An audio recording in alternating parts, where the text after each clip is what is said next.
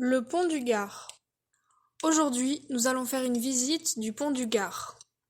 Le pont du Gard mesure 49 mètres de hauteur, 275 mètres de longueur et 3,6 mètres de largeur.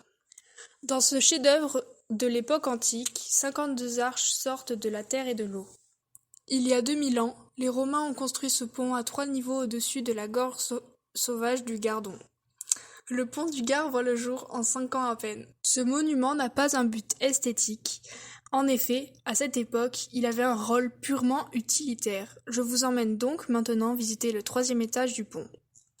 Nous sommes tout en haut, à 49 mètres. Un gros tuyau passait ici et pendant près de 5 siècles a cheminé l'eau entre les deux rives. En effet, 400 litres d'eau s'écoulaient par seconde ici. Du calcaire s'est formé au fil du temps de la vie de cet aqueduc. L'épaisseur était en train de se rejoindre, ce qui diminuait le débit de l'eau qui passait par là tous les jours.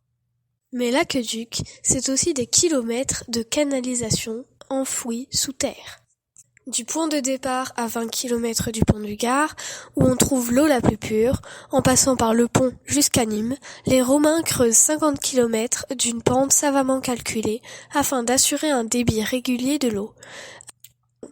Les Romains ont empilé 50 000 tonnes de blocs de pierre. Depuis le XVIe siècle, les personnages qui traversaient la France avaient pour habitude de s'arrêter au pont et de laisser une trace de leur passage en gravant dans la pierre.